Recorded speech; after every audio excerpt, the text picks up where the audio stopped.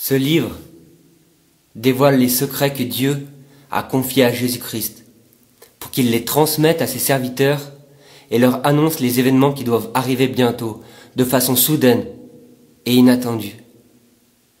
Par l'intermédiaire de son ange, Christ les a communiqués par signes et symboles à son serviteur Jean. Celui-ci a noté tout ce qu'il a vu. En témoin oculaire fidèle, il atteste la vérité de ce qu'il rapporte, à savoir la parole de Dieu et le témoignage rendu à Jésus-Christ. Heureux celui qui donnera lecture des paroles de cette prophétie. Heureux ceux qui les entendront, s'ils retiennent ce qui est consigné dans cet écrit et l'observent, car l'heure de l'accomplissement approche. Jésus revient.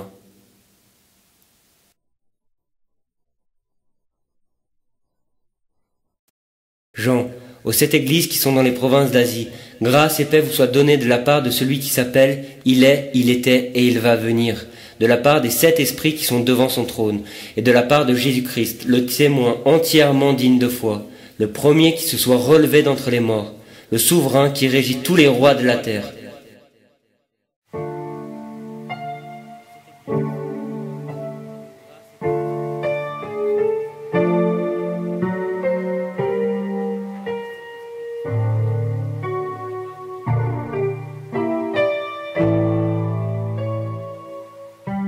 Attention, il va revenir en gloire. Tous les yeux le verront, même ceux qui l'ont transpercé le reconnaîtront, et alors toutes les familles de la terre seront saisies de frayeur et se frapperont la poitrine de remords.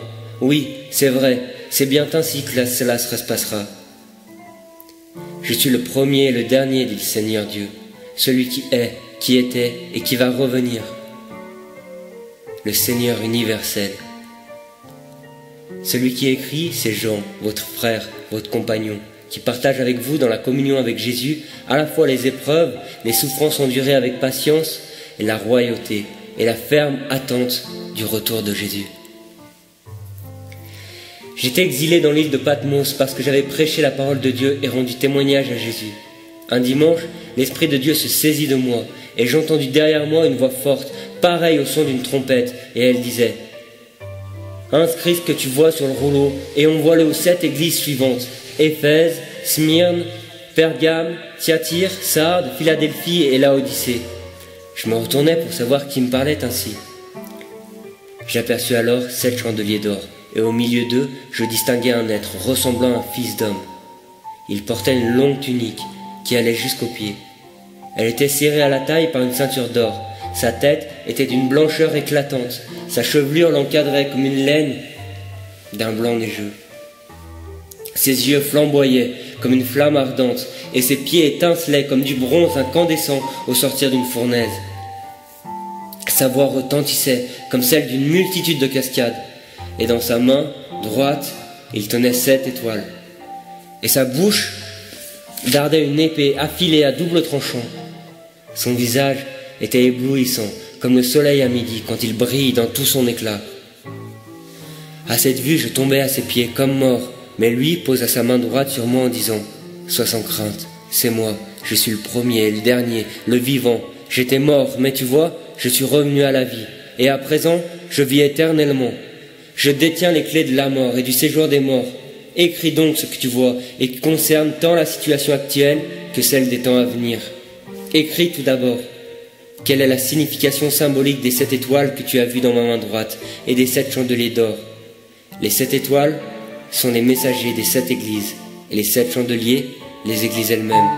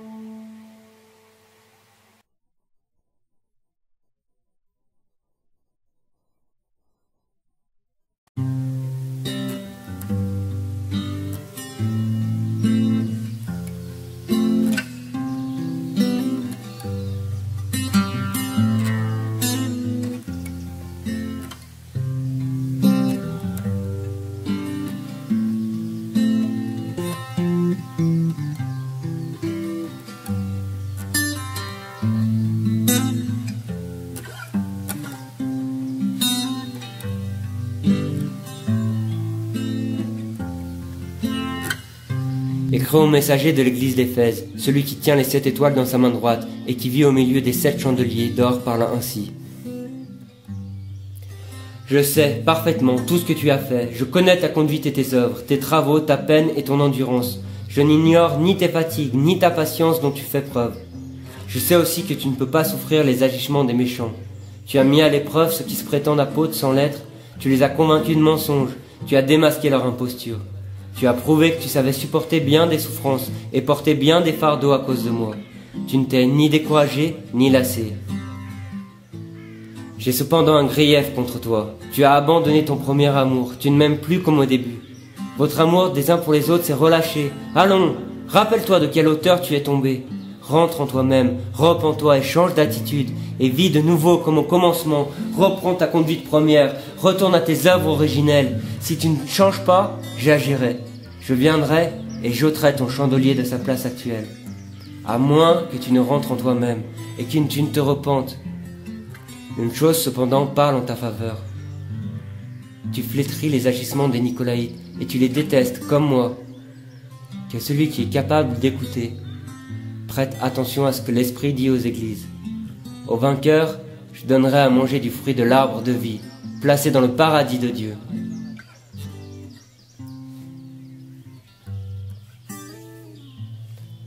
Écris au messager de l'église de Smyrne. Telles sont les paroles de celui qui est le premier et le dernier, celui qui a été mort et a repris vie. Je connais ton épreuve, ta détresse et la pauvreté dans laquelle tu vis. Et pourtant, en fait, tu es riche. Je suis aussi au courant des calomnies répandues sur ton compte, par ceux qui se prétendent le peuple élu de Dieu. Sans l'être en réalité, car ils ne sont autre chose qu'une synagogue de Satan. Ne redoute pas les souffrances qui t'attendent encore. Oui, le diable s'apprête à jeter quelques-uns des vôtres en prison, afin que vous soyez mis à l'épreuve. Vous passerez par 10 jours de tourmente. Reste fidèle jusqu'à la mort, même si ta foi devait te coûter la vie, et je te donnerai la vie comme au prix de ta victoire. Que celui qui est capable d'écouter prête attention à ce que l'Esprit dit aux églises. Celui qui sortira vainqueur de la lutte n'aura rien à craindre de la seconde mort. Elle ne pourra le toucher. Écris aussi au messager de l'église de Pergame. Voici ce que dit celui qui détient l'épée affilée à double tranchant. Je sais où tu demeures. Satan y règne en maître. Malgré cela, tu restes fermement attaché à ma personne et tu n'as pas renié la foi que j'ai suscitée à toi. Pas même au jour où Antipas, mon fidèle témoin, subit le martyre dans votre cité, ce véritable antre de Satan.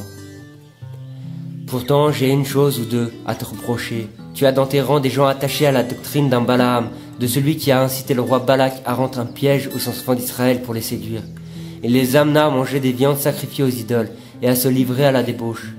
Les Nicolaïtes agissent de même et tu as chez toi des partisans de leur doctrine. Repens-toi. Sinon j'interviendrai sans tarder et je combattrai ces gens-là par l'épée sortant de ma bouche. Que celui qui est capable d'écouter prête attention à ce que l'Esprit dit aux églises. Le vainqueur aura part à la manne cachée. Je lui discernerai une pierre de marbre blanc, portant gravé un nom nouveau, inconnu de tous, sauf de l'intéressé. Lui seul le comprendra.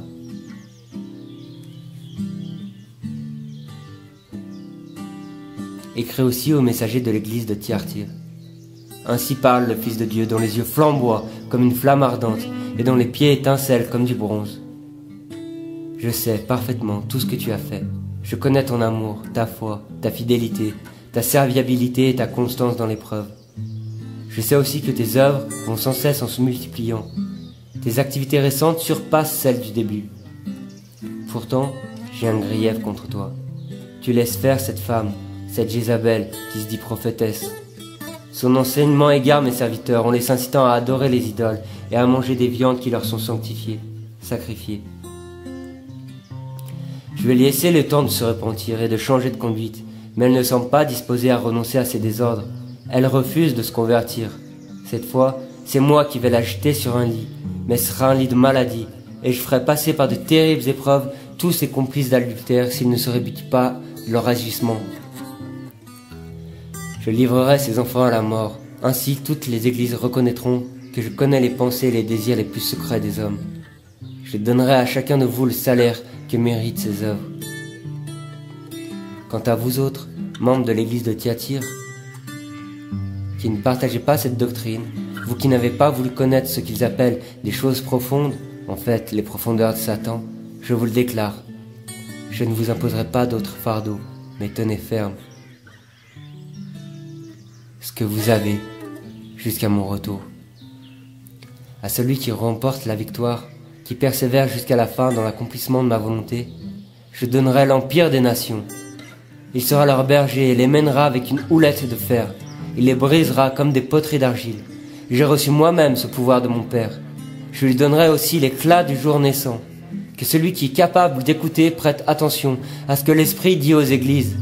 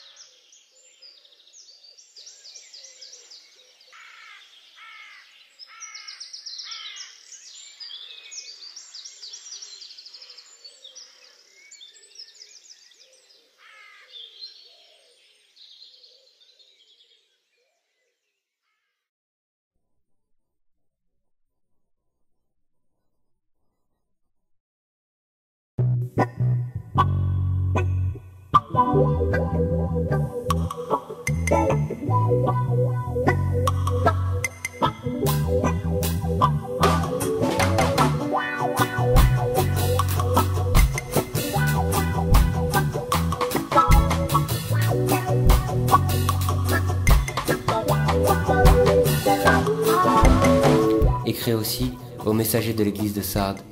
Ainsi parle celui qui possède l'Esprit de Dieu dans sa plénitude et qui tient les 7 étoiles. Je connais tes façons d'agir. Je sais que tu passes pour avoir la vie, mais en réalité, tu es mort. Prends garde, réveille-toi, ranime et raffermis ce qui reste et ce qui est aussi sur le point de mourir. J'ai trouvé qu'aucune de tes œuvres ne satisfait aux exigences de mon Dieu. Rien de ce que tu as fait n'est parfait à ses yeux. Rien ne pourra subsister devant lui.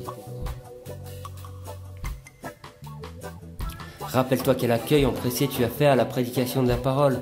Souviens-toi donc de l'enseignement que tu as reçu pour l'observer et conformer ta vie.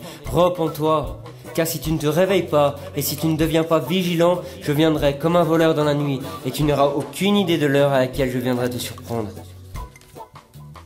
Toutefois, je reconnais que tu as à Sardes quelques personnes qui n'ont pas sali leurs vêtements. Elles m'accompagneront, vêtues de blanc, et vivront avec moi, car elles en sont dignes. Le vainqueur sera aussi paré de vêtements blancs. Je n'effacerai jamais son livre du livre de la vie. Au contraire, je le reconnaîtrai comme mien en présence de mon Père et de ses anges, et je le citerai devant eux. Que celui qui est capable d'écouter prête attention à ce que l'Esprit dit aux églises.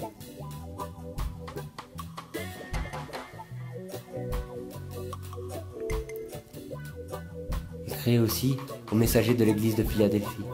Voici ce que dit celui qui s'est incarné, la sainteté et la vérité, qui détient la clé de David, celle qui ouvre, nul ne pourra le refermer, celle qui ferme, nul ne pourra le rouvrir.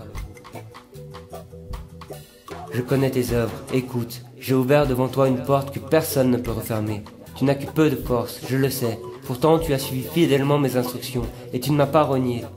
Voici comment j'agirai à l'égard des adeptes de la synagogue de Satan, de ceux qui se prétendent le peuple élu de Dieu sans l'être en réalité. J'amènerai certains d'entre eux à tes pieds pour te rendre hommage, et ils devront reconnaître que c'est à toi que j'ai porté mon amour. Tu as gardé ma parole, tu as pris à cœur mon appel, et tu m'as attendu avec patience et persévérance. C'est pourquoi, à mon tour, je te garderai à l'heure de l'épreuve qui doit venir sur le monde entier pour éprouver tous les habitants de la terre. Mon retour sera soudain. Tiens ferme ton bien, pour que nul ne ravisse le prix de ta victoire. Du vainqueur, je ferai un pilier dans le temple de mon Dieu. Il y restera à jamais. J'y graverai le nom de mon Dieu et le nom de la cité de mon Dieu, celle qui descend du ciel d'auprès de mon Dieu, la Jérusalem nouvelle, ainsi que le nom nouveau que je porte moi-même. Que celui qui est capable d'écouter prête attention à ce que l'Esprit dit aux églises.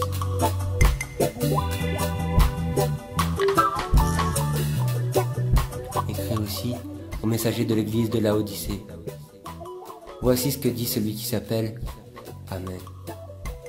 Celui qui a rendu fidèlement témoignage à la vérité, auteur et origine de la création de Dieu. Je connais ta vie, tu n'es ni froid ni bouillant, comme je voudrais que tu sois l'un ou l'autre. Mais puisque tu es tiède, c'est-à-dire ni froid ni bouillant, je vais te vomir de ma bouche. Tu prétends, je suis riche, j'ai fait des affaires, j'ai amassé des trésors, je suis arrivé, j'ai tout ce qu'il me faut. Mais tu ne te rends pas compte à quel point tu es misérable et pitoyable. S'il y a quelqu'un qui soit pauvre, aveugle et nu, c'est bien toi. C'est pourquoi je te donne un conseil. Achète chez moi de l'or purifié au feu pour devenir réellement riche, des vêtements blancs pour te couvrir afin de ne pas laisser apparaître ton indécente nudité, et un collier pour oindre tes yeux afin que tu vois clair. Ce que j'aime, je le reprends et je les éduque sévèrement. Secoue donc ton indifférence, ranime ton zèle, repens-toi et change de vie. Me voici debout devant la porte, je frappe. Si quelqu'un est sensible à mon appel et s'il ouvre la porte, j'entrerai chez lui et nous dînerons tête à tête. Moi près de lui et lui près de moi. Au vainqueur, j'accorderai de siéger à mes côtés sur mon trône. Il régnera avec moi, comme moi-même, après ma victoire, j'ai pris place auprès de mon Père sur son trône. Et j'ai pris le gouvernement avec lui. Que celui qui est capable d'écouter prête attention à ce que l'Esprit dit aux églises.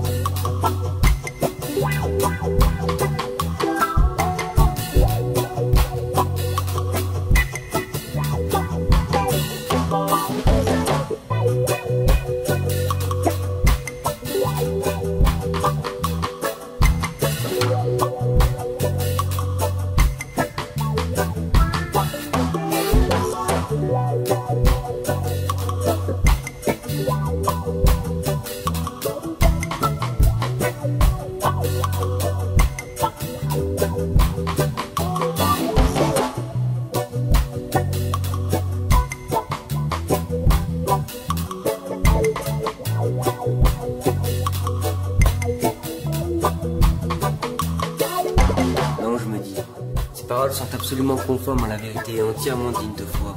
Dieu le Seigneur qui a inspiré les prophètes a envoyé son ange pour montrer à ses serviteurs ce qui doit arriver promptement et bientôt.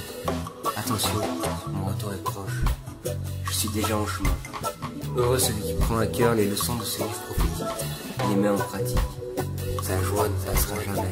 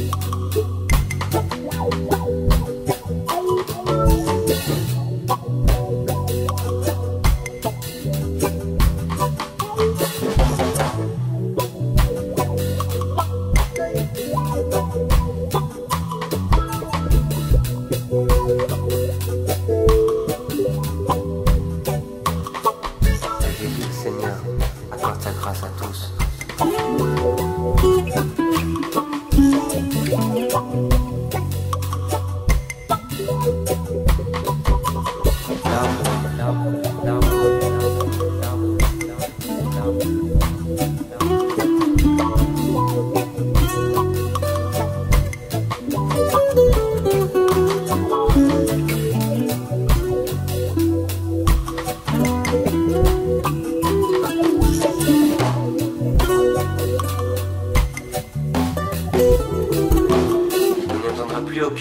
purification, personne n'aura à redouter d'être banni.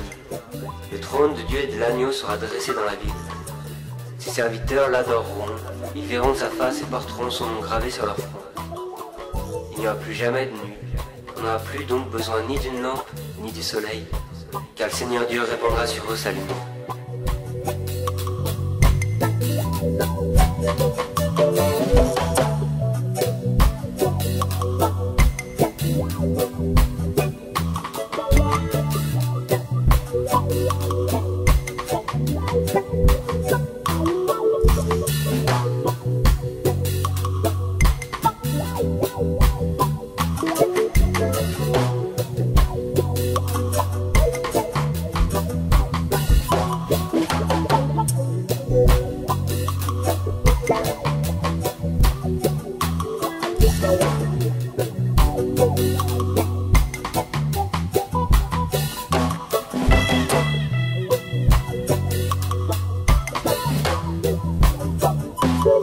Il essuiera toute larme de leurs yeux. Il n'y aura plus ni mort, ni tristesse, ni souffrance. On n'entendra plus de plaintes, ni de cris de douleur, plus de peine, ni de dur labeur. Car l'ancien monde a disparu et tout ce qui fut autrefois a passé pour toujours.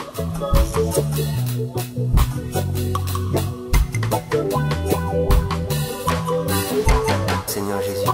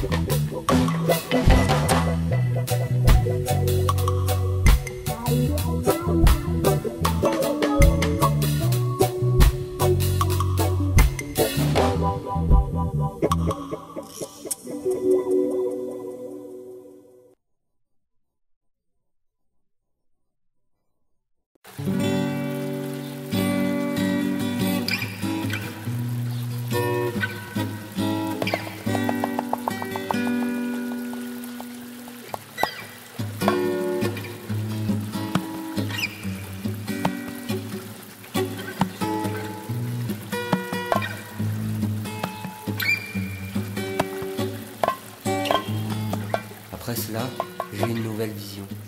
C'était comme une porte ouverte par laquelle je pouvais voir à l'intérieur du ciel. J'entendis la voix qui m'avait déjà parlé au début. Cette voix claironnante, semblable à celle d'une trompette. Elle m'invita en ces termes. Monte ici, et je te découvrirai ce qui doit arriver dans l'avenir. À l'instant, l'esprit se saisit de moi et je tombai en extase. Et voici ce que je vis. Au milieu du ciel, un trône était dressé. Quelqu'un y siégeait. Son visage brillait comme des pierres précieuses. Il avait des reflets semblables aux diamants et aux topazes. Un halo resplendissant comme l'émeraude nimbait le trône et l'encadrait tel un arc-en-ciel. En cercle, autour du trône, étaient disposés 24 autres trônes. 24 anciens y siégeaient, drapés dans des manteaux blancs et la tête ceinte de couronnes d'or. Du trône jaillissaient des éclairs, des voix et des coups de tonnerre. Devant le trône brûlaient 7 flambeaux ardents, symbole de l'Esprit de Dieu dans sa plénitude. Sur le devant du trône s'étend comme une mer transparente, limpide comme du cristal. Face au trône et alentour se tiennent 4 êtres vivants, avec des yeux en grand nombre, devant et derrière. Le premier d'entre eux ressemble à un lion, le deuxième à un jeune taureau. Le troisième porte un visage pareil à celui d'un homme. Et le quatrième est semblable à un aigle en plein vol. Chacun de ces 4 êtres est pourvu de 6 ailes. Chacun a des yeux sur la face externe et interne. Jour et nuit, il ne cesse de répéter « Saint, Saint, Saint est le Seigneur Dieu, le Seigneur universel, Maître de tout, celui qui a été, qui est et qui vient. »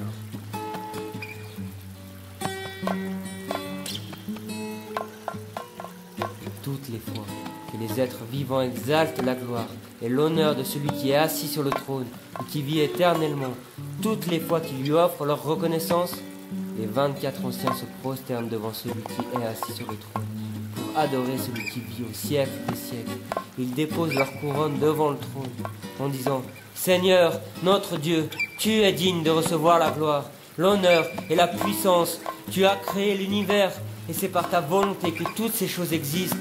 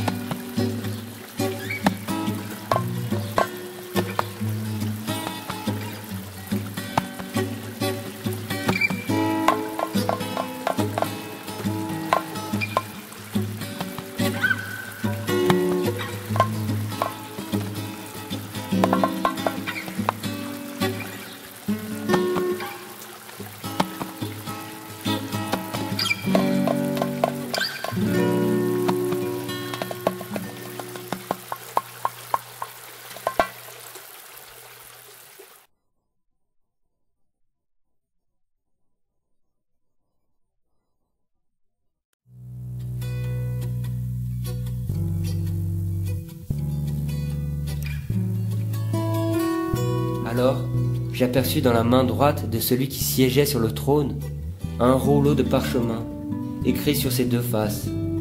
Le livre était cacheté de 7 sceaux. Je vis aussi un ange puissant et majestueux qui demandait à haute voix « Qui est digne d'ouvrir le livre et d'en rompre les sceaux ?» Mais on ne trouva personne, ni au ciel, ni sur la terre, ni au séjour des morts, qui fût capable de dérouler le livre et d'en pénétrer les secrets. Je fondis en larmes, parce que personne ne fut jugé digne d'ouvrir le livre, ni même de l'examiner. Là-dessus, l'un des anciens me dit « Ne pleure pas ainsi.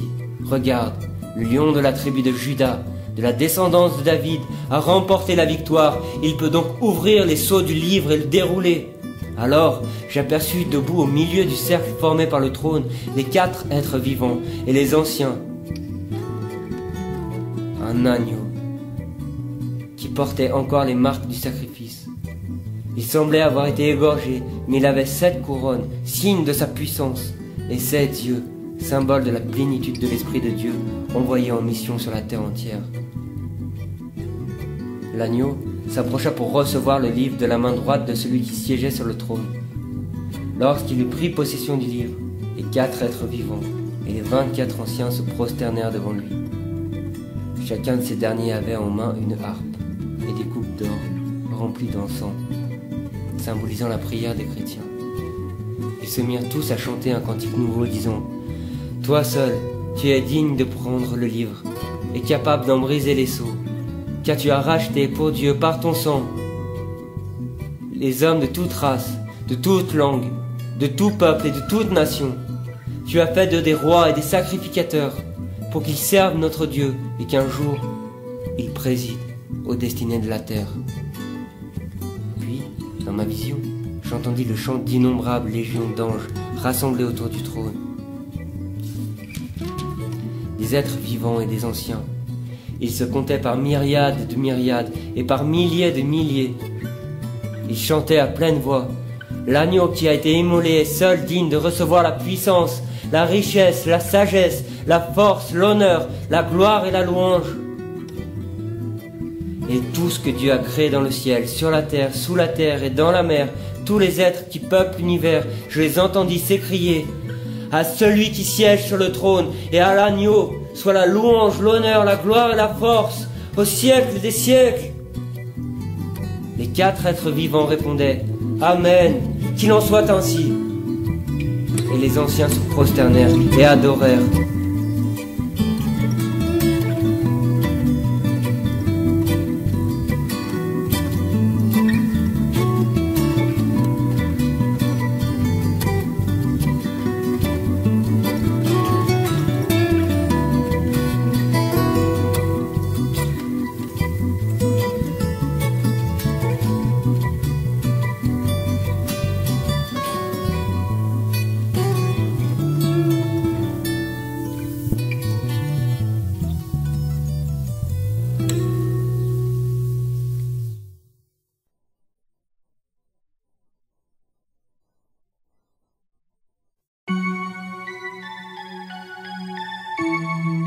présent, l'agneau brisa le premier des 7 sceaux du livre.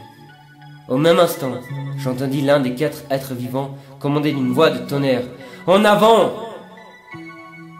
Et voici qu'apparut un cheval blanc. Son cavalier était armé d'un arc. On lui remit une couronne de laurier, et il partit en vainqueur de victoire en victoire. Quand l'agneau ouvrit le 2e sceau, j'entendis le second être vivant donner l'ordre « En avant !» Cette fois, surgit un cheval rouge-feu. Au cavalier qui le montait, on remit une grande épée, et on lui donna pouvoir de bannir la paix de la terre, et d'exciter les hommes à s'entretuer.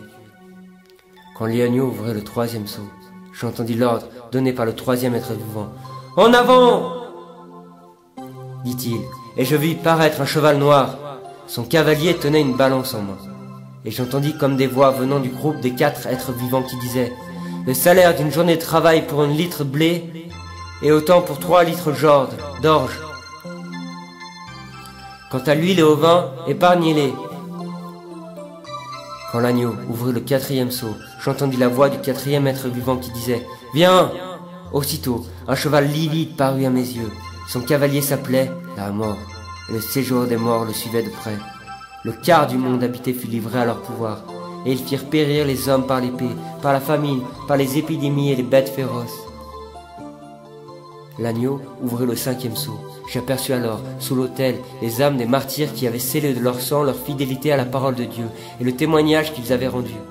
Ils s'écrièrent d'une voix forte « Ô Maître, toi qui es saint et qui aimes la vérité, combien de temps différeras-tu ton jugement? Jusqu'à quand tarderas-tu à nous faire justice et à demander compte de notre sang aux habitants de la terre ?» On donna à chacun d'eux une tunique blanche en leur demandant de patienter encore un peu jusqu'à ce que leurs compagnons de service et leurs frères, qui devaient être mis à mort comme eux, aient achevé leur course et soient là au grand complet. Je vis alors l'agneau briser le 6e sceau. Un violent tremblement de terre survint, le soleil devint obscur comme un tissu de poils noirs, la lune tout entière devint rouge comme du sang. Et les étoiles du ciel s'abattirent sur la terre. Ce fut comme si un figuier secoué par un gros vent avait laissé tomber ses fruits encore verts. Le ciel disparut comme une bande de papyrus qu'on enroule. Toutes les montagnes furent délogées de leur site et toutes les îles furent arrachées de leur place. Les dirigeants des peuples et les hauts dignitaires, les chefs militaires, les gens riches et les personnes influentes, tous enfin, tant esclaves comme libres, allèrent se terrer au fond des cavernes et des rochers des montagnes. Et ils disaient aux montagnes et aux rochers, « Tombez sur nous et faites-nous disparaître aux yeux de celui qui siège sur le trône. Dérobez-nous à la colère de l'agneau. » Car le grand jour de leur colère est arrivé, et qui pourrait tenir devant eux ?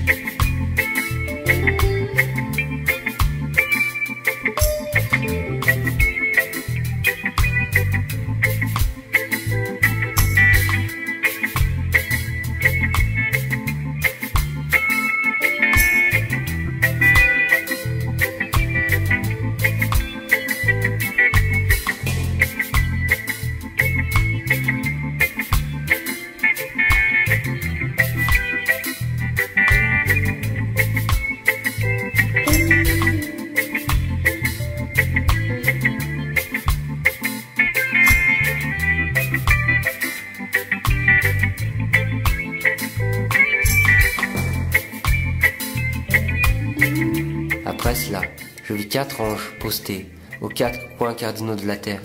Ils tenaient les 4 vents en leur pouvoir et les retenaient fermement pour qu'aucune tempête dévastatrice ne soufflât, ni sur la terre, ni sur la mer, ni sur aucun arbre. Tout à coup, je vis surgir un autre ange du côté de l'Orient. Il portait le sceau du Dieu vivant. Il s'adressa aux 4 anges qui avaient déjà reçu l'ordre d'exécuter les jugements et de déchaîner des cataclysmes sur terre et sur mer. Il leur commanda d'une voix retentissante: « Attendez, n'endommagez pas encore ni la terre, ni la mer, ni les arbres. Il faut auparavant que nous ayons marqué du sceau le front des vrais serviteurs de Dieu. » J'appris le nombre de ceux qui furent ainsi marqués: 144 000 de toutes les tribus des fils d'Israël, 12 000 de la tribu de Juda, marqués du sceau divin, 12 000 de la tribu de Ruben, 12 000 de la tribu de Gad, 12 000 de la tribu d'Asser, 12 000 de la tribu de Nephtali, 12 000 de la tribu de Manassé, 12 000 de la tribu de Siméon, 12 000 de la tribu de Lévi, 12 000 de la tribu d'Isaacar, 12 000 de la tribu de Zabulon, 12 000 de la tribu de Joseph, 12 000 de la tribu de Benjamin. Tous portaient le sceau divin. Cela fait, je regardais de nouveau, et voici qu'apparut une foule immense, impossible à dénombrer.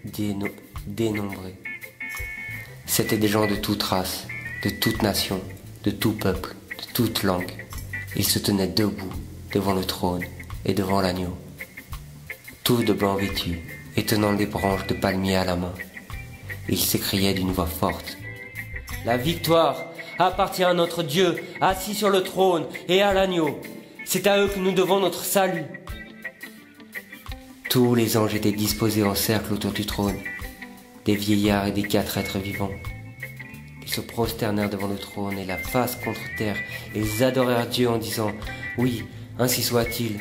À notre Dieu soit la louange, la gloire, la sagesse. À lui soit à tout jamais, pour tous les siècles, la reconnaissance, l'honneur, la puissance et la force, et cela éternellement. Oui, cela est vrai. Amen. » Alors, l'un des vieillards me demanda: « Sais-tu qui sont ces gens drapés de blanc et d'où ils viennent ?» Je lui répondis: « Mon Seigneur, c'est toi qui le sais. » Il reprit: « Ce sont ceux qui ont passé à travers de grandes tourmentes. Ils ont lavé et blanchi leur tunique dans le sang de l'agneau. Voilà pourquoi ils ont leur place devant le trône de Dieu et l'adorent nuit et jour dans son temple. Celui qui est assis sur le trône habite à jamais avec eux, et il les protège de tout mal. Ils ne connaîtront plus ni la faim, ni la soif. Ils ne souffriront jamais plus des ardeurs du soleil, ni de la sécheresse brûlante. L'agneau qui est au centre du trône sera leur berger. Il les conduira vers les sources d'eau vive. Et Dieu lui-même essuiera toute larme de leurs yeux. »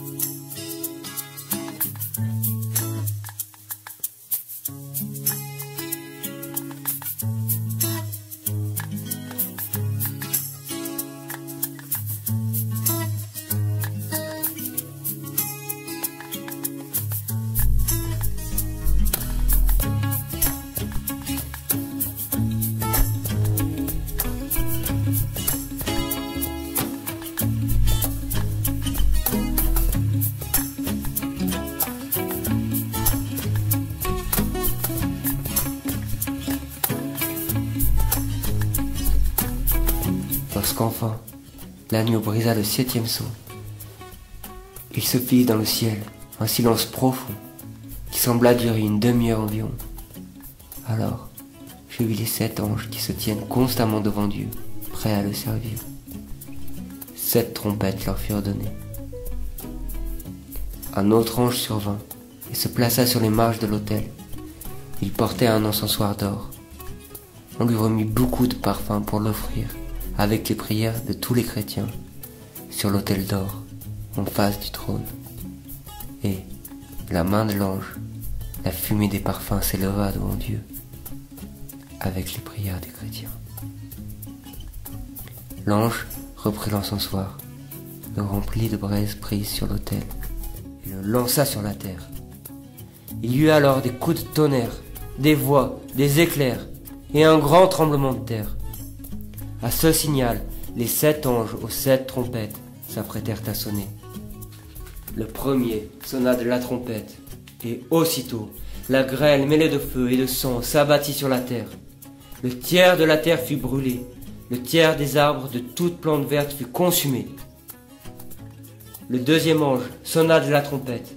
Une énorme masse incandescente ressemblant à une montagne embrasée fut projetée dans la mer. Le tiers de la mer devint rouge comme du sang. Le tiers des êtres vivants dans la mer périt, et le tiers des bateaux fut détruit. Le troisième ange sonna de la trompette. Un grand astre enflammé, une sorte de globe de feu, tomba du ciel sur chaque troisième fleuve et sur les sources. Cet astre se nomma Amertume. Le tiers des eaux devint amer comme l'absinthe, et beaucoup d'hommes moururent d'avoir bu ces eaux empoisonnées. Le quatrième ange sonna de la trompette. Le tiers du soleil, le tiers de la lune et le tiers des étoiles furent atteints. Le tiers de leur lumière s'éteignit. La clarté du jour, comme celle de la nuit, diminua d'un tiers. À ce moment de ma vision, j'ai aperçu un aigle solitaire qui planait au zénith. Je l'entendis crier d'une voix puissante: « Malheur, malheur, malheur à tous les habitants de la terre, à cause de ce qui arrivera lorsque les trompettes des 3 derniers anges retentiront. »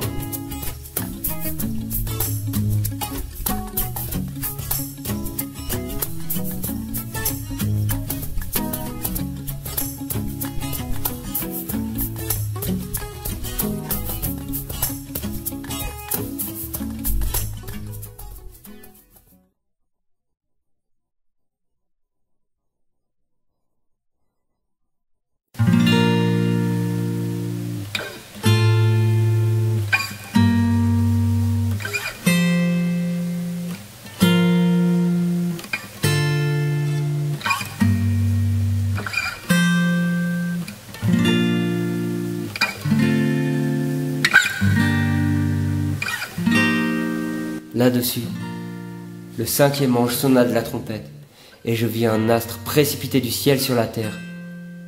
On lui remit la clé du puits de l'abîme. Grâce à elle, il put ouvrir le puits de l'abîme. Aussitôt, une fumée épaisse s'en éleva, comme un immense brasier. Le soleil en fut obscurci, et l'atmosphère tout assombrie. De cette fumée s'échappèrent des nuées de sauterelles, qui se répandirent sur la terre. Il leur fut donné un pouvoir malfaisant semblable à celui des scorpions. Ils avaient reçu ordre d'épargner la végétation de la terre. Ni prairies, ni plantes vertes, ni arbres ne devaient être touchés. Ils devaient s'attaquer uniquement aux hommes qui ne portaient pas le sceau divin au front. Ils avaient d'ailleurs mission, non de les tuer, mais de les torturer 5 mois durant. La douleur qu'ils causaient ressemblait à celle d'une piqûre de scorpion. En ces jours-là, les hommes chercheront la mort sans la trouver. Ils l'appelleront de tous leurs vœux, mais la mort les fuira.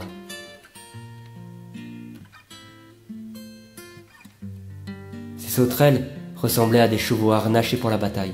Elles portaient sur leur tête des sortes de couronnes à reflets dorés. Leur chevelure ressemblait à celle des femmes et leurs dents à celles des lions. Leur thorax paraissait blindé de cuirasses de fer. Le bourdonnement de leurs ailes évoquait le fracas d'une charge de chars de combat attelés de chevaux nombreux. Leur queue était armée de dards pareils à ceux des scorpions. C'est précisément avec ces dards de leur queue qu'elles peuvent torturer les hommes pendant 5 mois.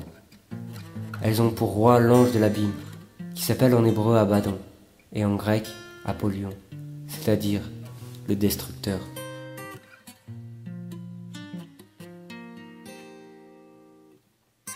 Le premier malheur est passé, mais attention, voici qu'il en arrive 2 autres.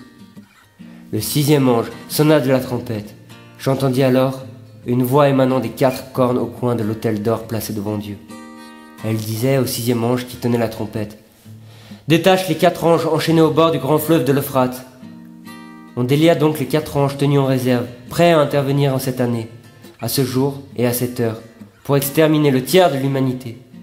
Leur armée comptait 200 millions de cavaliers. J'entendis énoncer leur nombre.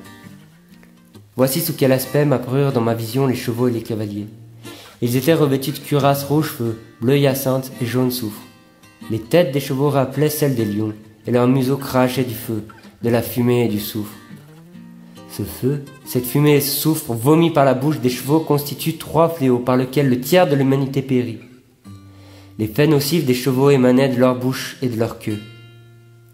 Ces dernières, pareilles à des serpents, sont pourvues de têtes qui servent aussi à nuire. Aucun changement intérieur ne se produisit chez les survivants de ces différents fléaux. Ils n'éprouvèrent aucun sentiment de repentance et ne renoncèrent à rien à leur façon d'agir, mais continuèrent à adorer les esprits démoniaques ainsi que les idoles d'or, d'argent, de bronze, de pierre et de bois, bien qu'elles fussent incapables de voir, d'entendre ou de bouger. Ils ne voulurent pas se repentir et changer de vie, abandonner leur meurtre, leur sorcellerie, leur désordre sexuel et leur malhonnêteté.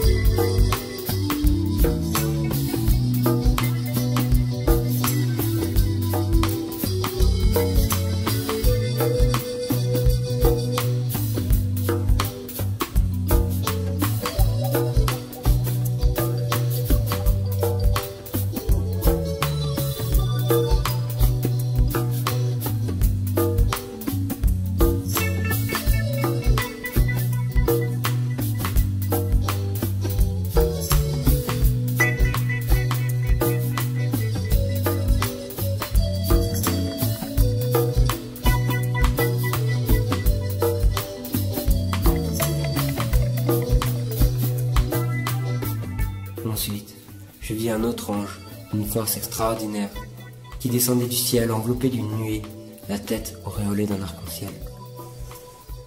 Il rayonnait comme le soleil, et ses jambes ressemblaient à des colonnes de fer. Dans sa main, il tenait un petit livre déroulé. Je le vis poser le pied droit sur la mer et le gauche sur la terre.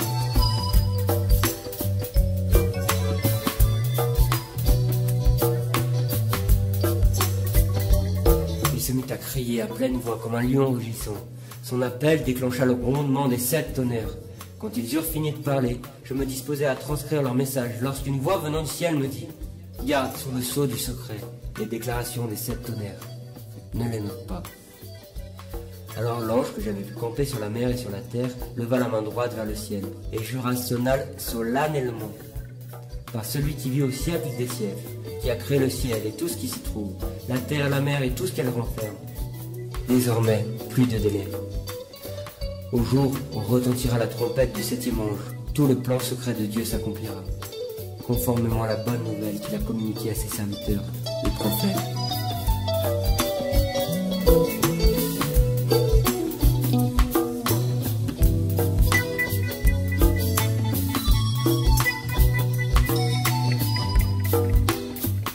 Pour la seconde fois, la voix céleste se fit entendre. « Va, me dit-elle, prends le livre, ouvert dans la main de l'ange qui se tient debout sur la mer et sur la terre. » Je m'approchai donc de l'ange en le priant de me remettre le petit livre. « Tiens, me dit-il, avale-le, mais je te préviens, il te sera dur à digérer et te remplira d'amertume. Bien qu'à la bouche, ils doivent te paraître doux, comme du miel. » Je pris donc le petit livre de la main de l'ange et je l'avalai. Dans ma bouche, effectivement, il eut la douceur du miel, mais après l'avoir mangé, je ressentis des douleurs dans les entrailles, et mon corps fut rempli d'amertume. Alors on m'expliqua. Encore une fois, tu devrais prophétiser et dévoiler les plans de Dieu concernant beaucoup de peuples, de nations, de langues et de rois.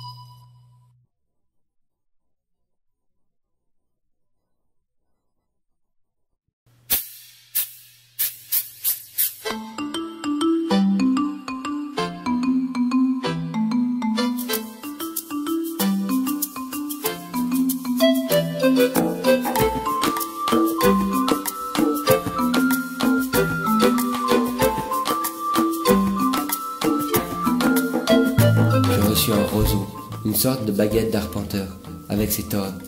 Debout, prends les mesures du temple de Dieu et de l'autel. Compte ceux qui s'y prosternent dans l'adoration. Mais laisse de côté le parvis extérieur du temple, ne le mesure donc pas, car il était abandonné aux étrangers. Ils fouleront la ville sainte pendant 42 mois. Néanmoins, j'enverrai mes 2 témoins et je leur donnerai mission d'annoncer la volonté de Dieu. Ils prophétiseront, habillés de vêtements de deuil, pendant 1260 jours. Ces 2 témoins sont préfigurés par les 2 oliviers et les 2 chandeliers dressés en présence du maître de la terre. Si quelqu'un essayait de leur nuire, un éclair jaillirait de leur bouche et consumerait leur ennemi.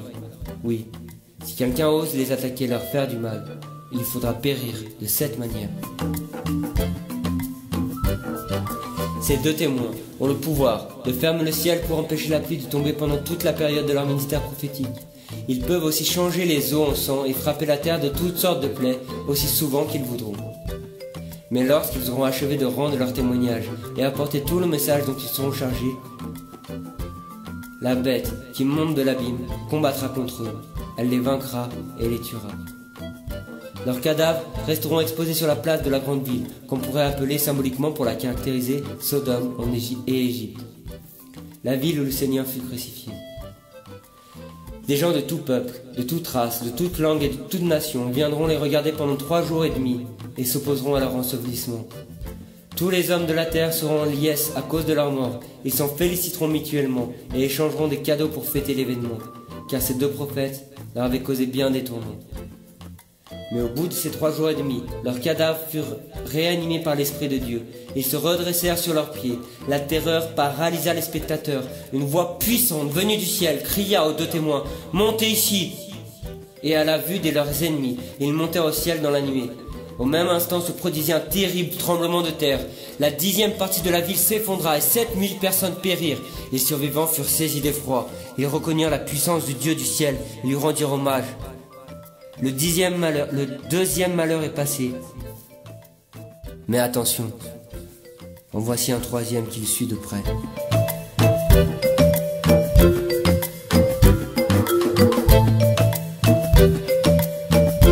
Le 7e ange sonna de la trompette, et dans le ciel retentit un cœur puissant. Le gouvernement du monde a passé maintenant aux mains de notre Seigneur et de son oint. Ils exercent à présent leur souveraineté sur l'univers entier, et régneront au siècle des siècles. Les 24 vieillards, assis devant Dieu et sur leur trône, se jetèrent la face contre terre et adorèrent Dieu en disant « Seigneur Dieu Tout-Puissant, souverain universel, qui est et qui fut, nous te remercions de t'être servi de ta grande puissance pour prendre le gouvernement en main. Ton règne a commencé. Les nations s'étaient soulevées dans leur colère, mais voici venue l'heure de ta colère. Ainsi que le temps de juger les morts, de donner leur récompense à tes serviteurs, aux prophètes, aux membres de ton peuple et à tous ceux qui révèrent ton nom, petits ou grands. C'est aussi le moment de ruiner ceux qui ruinent la terre. » Alors, les portes du temple céleste de Dieu s'ouvrirent, et laissant paraître l'arche de l'alliance. Puis, comme pour souligner cette vision, toutes les forces de la nature se déchaînèrent. Il y eut des éclairs, des voix, des coups de tonnerre, un tremblement de terre et une forte grêle.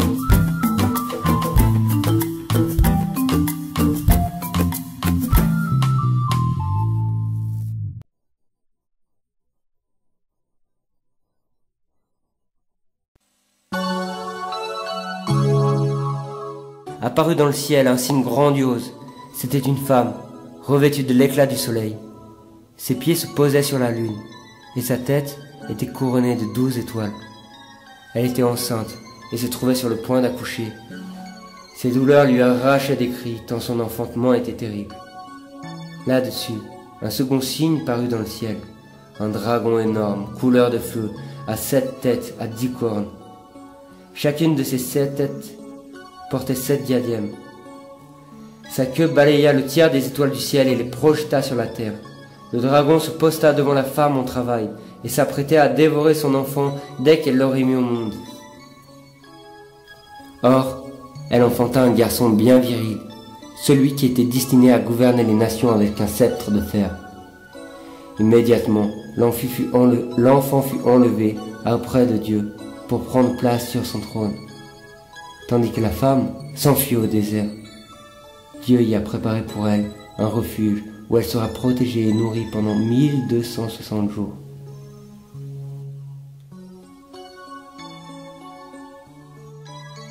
Alors, une bataille s'engagea dans le ciel.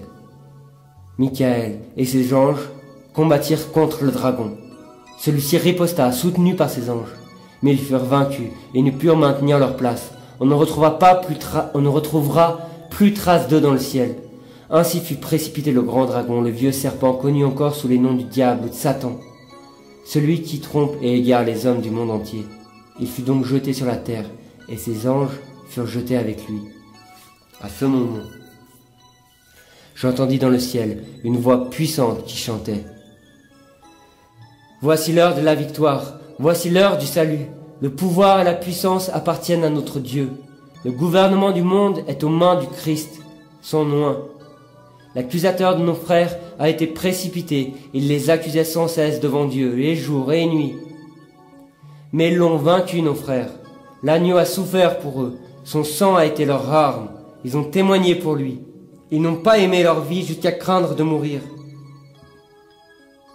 Chantez donc votre victoire. Réjouissez-vous, ô cieux. Célébrez votre triomphe, vous qui habitez au ciel. Mais, malheur à la terre et à la mer, le diable est descendu vers vous, frémissant de rage.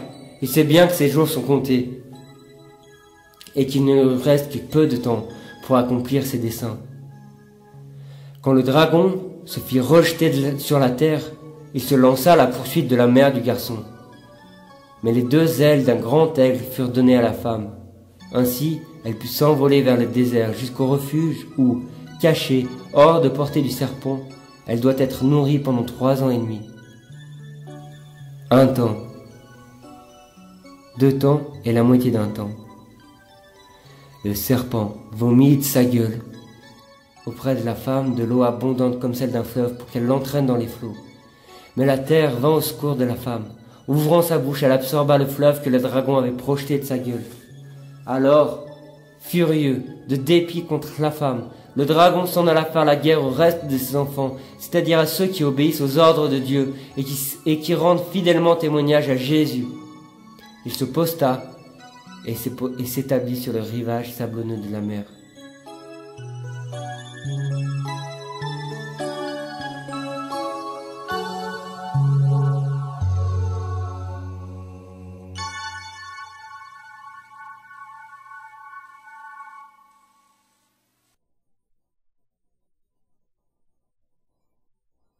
Alors, je vis surgir de la mer une bête aux 7 têtes et 10 cornes.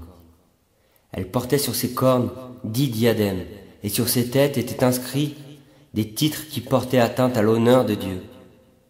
Cette bête avait l'allure d'une panthère, ayant des pattes d'ours et une gueule de lion. Le dragon lui conféra sa puissance, son trône et une grande autorité. L'une de ses têtes semblait avoir reçu un coup mortel, mais la blessure dont elle aurait dû mourir fut guérie.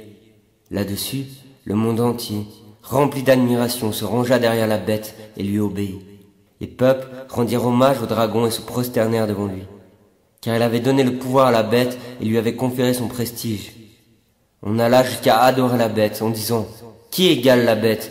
Qui pourrait se mesurer à elle et engager le combat contre elle ?» Il lui fut accordé la faculté de parler et de prononcer des discours arrogants et blasphématoires. Elle put ainsi exercer son influence durant 42 mois. Chaque fois qu'elle ouvrait la bouche, elle proférait des paroles hautaines et impies, attaquant l'honneur de Dieu et traînant dans la boue son nom, sa demeure céleste et ceux qui ont trouvé leur patrie dans le ciel.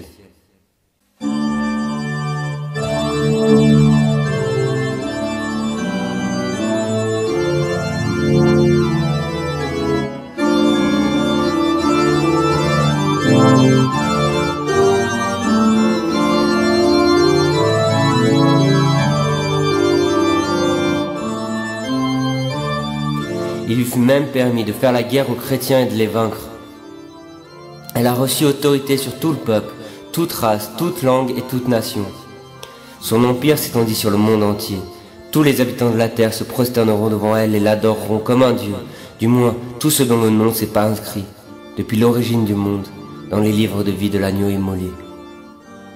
Que celui qui est capable d'écouter prête attention. Si quelqu'un doit aller en prison, si on veut le mener en captivité, qu'il y aille simplement. Celui qui tuera par l'épée doit périr lui-même par l'épée. C'est là que le peuple de Dieu a besoin d'endurance et de confiance en Dieu, pour supporter patiemment l'épreuve, tout en restant fidèle. Ensuite, je vis surgir de la terre une autre bête. Elle portait 2 cornes. Cette nouvelle bête possède la même prestige et des pouvoirs aussi étendus que la première, au nom de laquelle elle exerce son autorité. Elle agit sous sa surveillance et établit partout son empire.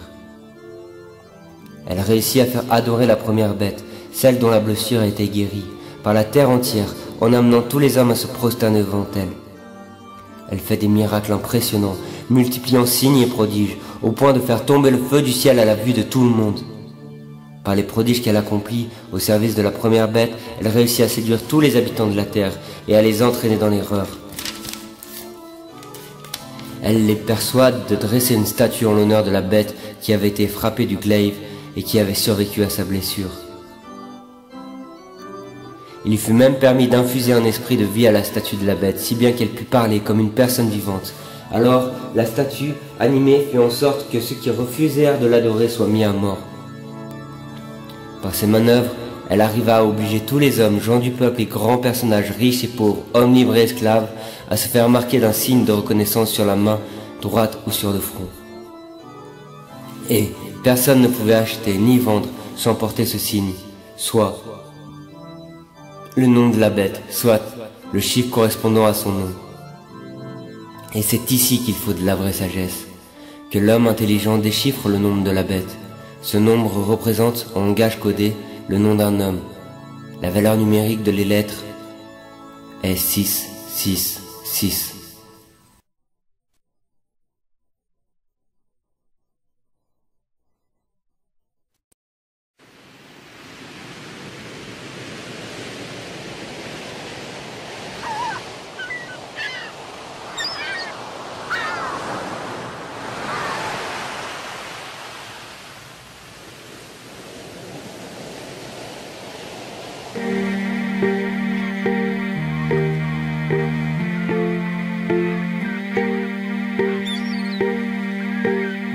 Alors, j'eus une autre vision.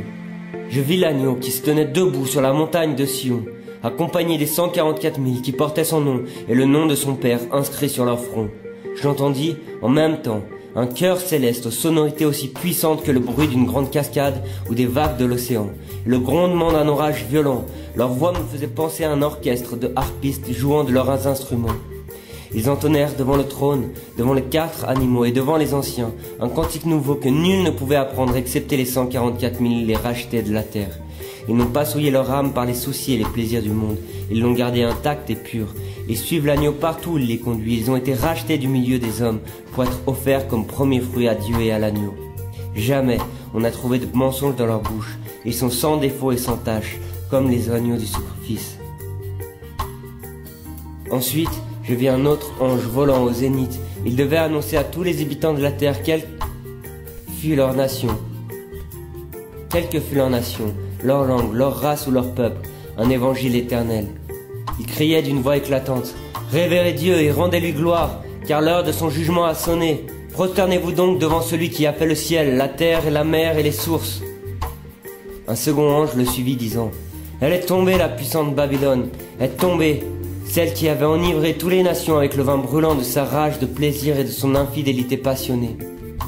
Un troisième ange les suivit, proclamant d'une voix forte: celui qui adore la bête, se prosterne devant sa statue et accepte de recevoir sa marque sur le front et sur la main, devra aussi boire du vin brûlant de la fureur divine. Celui-ci lui sera versé sans mélange dans la coupe de sa colère, et souffrira des tourments dans le feu et le soufre devant les saints anges et devant l'agneau. La fumée de leur supplice s'élèvera à perpétuité. Quiconque adore la bête et son image, quiconque accepte la marque de son nom, ne connaîtra jamais de repos, ni jour, ni nuit. C'est ici que se révélera la patience et l'endurance des chrétiens, qui gardent les commandements de Dieu et demeurent fidèles à la foi en Jésus. Puis, j'entendis une voix venant du ciel me dire: écris, ceux qui meurent en communion avec les seigneurs jouissent dès maintenant d'un bonheur impérissable. Oui, confirme l'esprit. Heureux sont-ils, car ils se reposent de leur peine, mais leurs œuvres les accompagnent. Lorsque je levai les yeux, j'aperçus tout à coup un nuage blanc sur lequel siégeait quelqu'un qui ressemblait au Fils de l'homme. Sa tête était ceinte d'une couronne d'or, il tenait à la main une faucille tranchante. Puis un autre ange sortit du temple, criant d'une voix sonore à celui qui était assis sur la nuée. « Lance ta faucille et commence à moissonner, il est temps, car la moisson que la terre a produite est mûre. » Celui qui siégeait sur la nuée fit alors passer sa faucille sur la terre, et la terre fut moissonnée. Un autre ange sortit du sanctuaire céleste, tenant lui aussi une serpe tranchante. Puis un autre ange encore, l'ange préposé au feu, quitta l'autel et cria d'une voix forte à celui qui tenait la faucille tranchante. « Lance ta faucille tranchante et vendange les grappes de la vigne terrestre, car ses raisins sont arrivés à point. » L'ange lança sa faucille sur la terre et vendangea la vigne de la terre. Il versa sa récolte dans la grande cuve de la colère de Dieu. On la sortit de la ville, on la foula aux pieds. Le sang en sortit si abondamment qu'il atteignit les morts des chevaux sur une étendue de 1600 stades.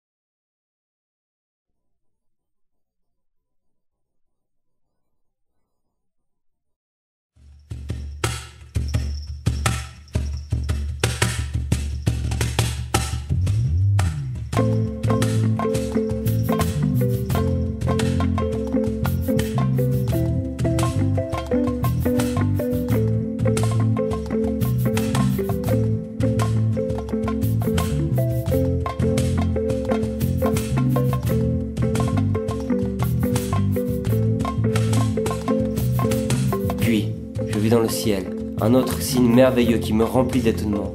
7 anges portaient 7 fléaux. C'étaient les 7 dernières calamités par lesquelles l'expression de la colère atteint son apogée. Je vis aussi comme une mer cristalline irradiée de feu. Là se tenaient tous ceux qui avaient vaincu la bête, qui ne s'étaient pas inclinés devant son image et n'avaient pas laissé graver sur eux le chiffre de son nom.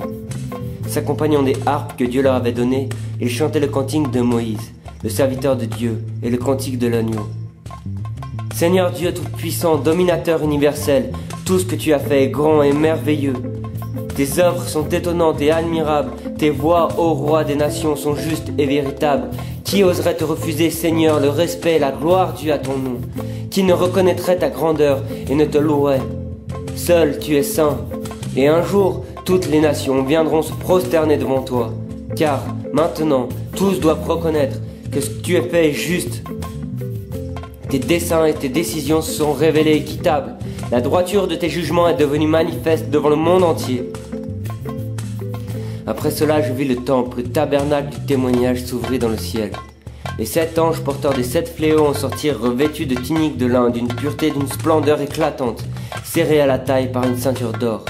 Alors, l'un des 4 êtres vivants remit aux 7 anges 7 coupes d'or remplies de la colère du Dieu qui vit au siècle des siècles. La gloire et la puissance de Dieu remplirent la terre de fumée, le temple de fumée, en sorte que personne ne put y pénétrer, tant que les 7 anges n'avaient pas achevé les 7 fléaux.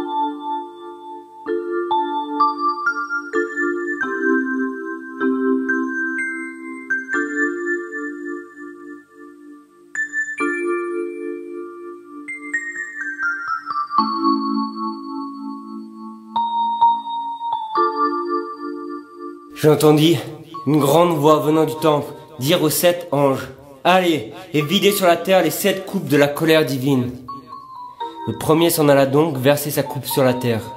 Un ulcère malin et douloureux frappa les hommes qui portaient la marque de la bête et qui adoraient son image. Le deuxième ange versa sa coupe dans la mer. Celle-ci devint comme du sang. On aurait dit le sang d'un mort. Et tous les êtres vivants qui sont dans la mer périrent. Le troisième ange vida sa coupe sur les fleuves et les sources. Elles se changèrent en sang. Alors j'entendis l'ange préposé aux soins des eaux dire « Tu es juste, toi qui es et qui as été. Toi le Saint, tu as eu raison d'ordonner ce châtiment.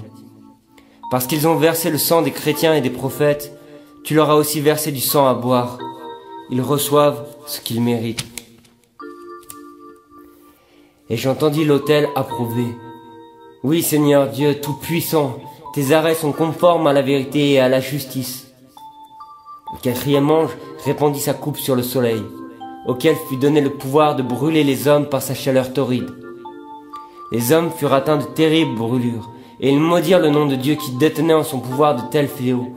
Ils proféraient des blasphèmes contre celui qui pouvait déclencher des catastrophes, mais ils refusèrent de se repentir.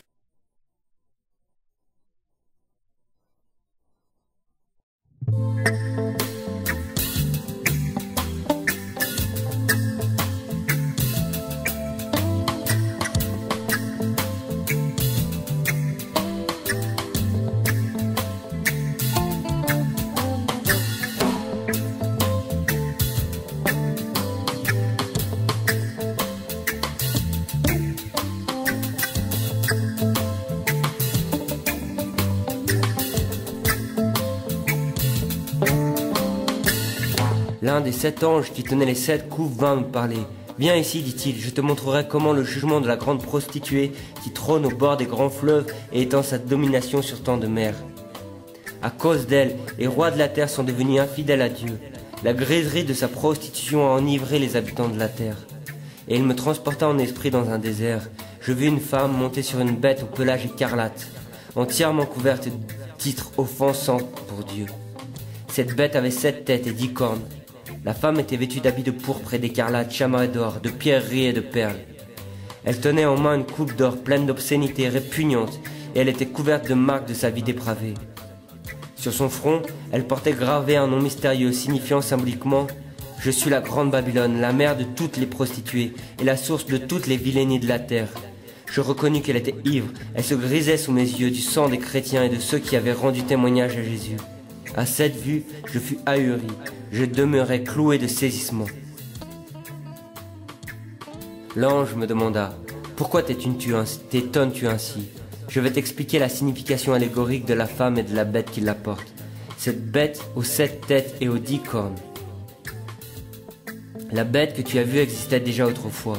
Aujourd'hui, elle n'est plus là, mais elle va remonter de l'abîme pour aller définitivement à sa perte. Les habitants de la terre dont le nom n'a pas été inscrit sur le livre de vie depuis la fondation du monde s'extasieront d'émerveillement en voyant réapparaître la bête qui était là jadis, qui avait disparu et qui doit revenir. C'est ici qu'il faut un esprit d'intelligence et de sagesse pour interpréter ces mystères. Les 7 têtes sont 7 montagnes sur lesquelles la femme a établi son trône. Mais elle représente aussi 7 rois. 5 d'entre eux ont été renversés. Un autre règne en ce moment.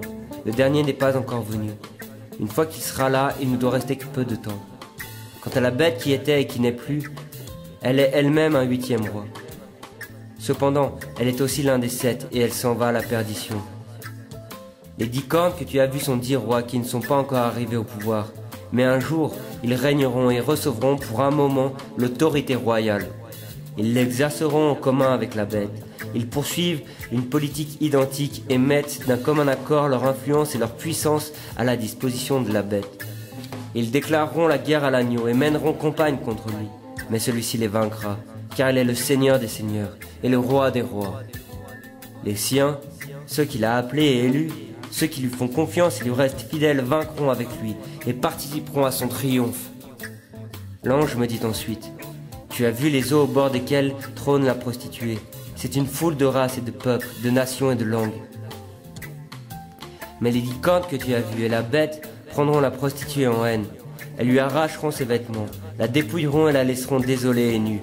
Elles mangeront ses chairs et la consumeront par le feu. Car Dieu leur a inspiré la résolution d'exécuter son propre dessein, en faisant cause commune et en mettant tous ensemble leur pouvoir royal au service de la bête. Ils agiront ainsi de concert jusqu'à ce que toutes les paroles et prédictions de Dieu se soient accomplies.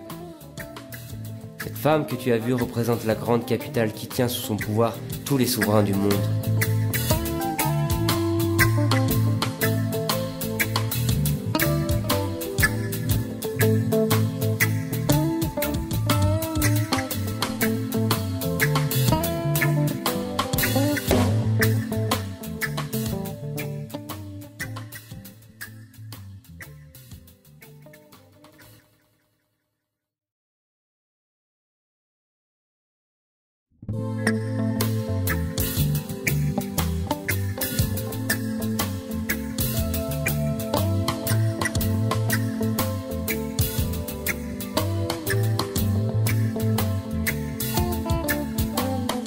Finalement, l'ange me montra le fleuve de la vie.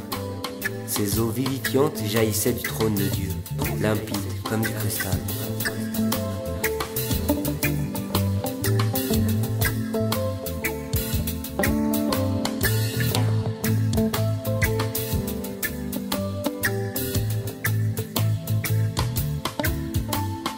À pleine voix.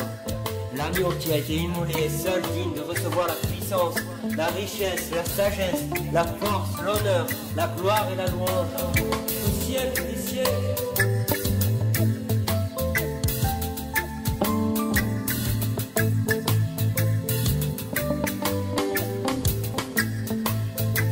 C'est là où nous devons être sages.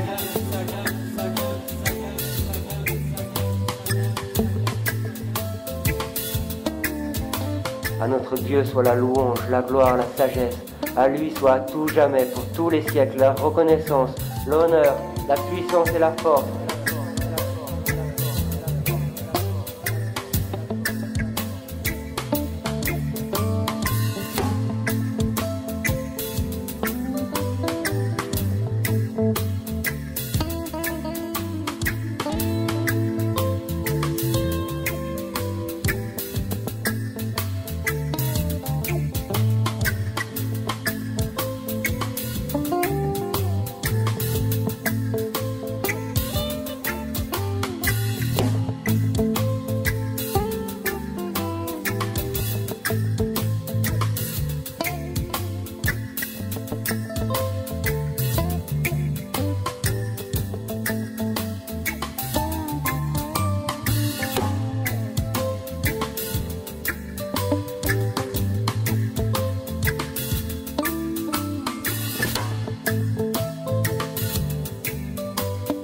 L'un des vieillards me demanda « Sais-tu qui sont ces gens drapés de blanc et d'où ils viennent ?» Je lui répondis « Mon Seigneur, c'est toi qui les sais. » Il a repris « Ce sont ceux qui ont passé à travers de grandes tourmentes. Ils ont lavé et blanchi leur tunique dans le sang de l'agneau. Voilà pourquoi ils ont leur place devant le trône de Dieu et l'adorent nuit et jour dans ce temple. Celui qui est assis sur le trône habite à jamais avec eux et il les protège de tout mal.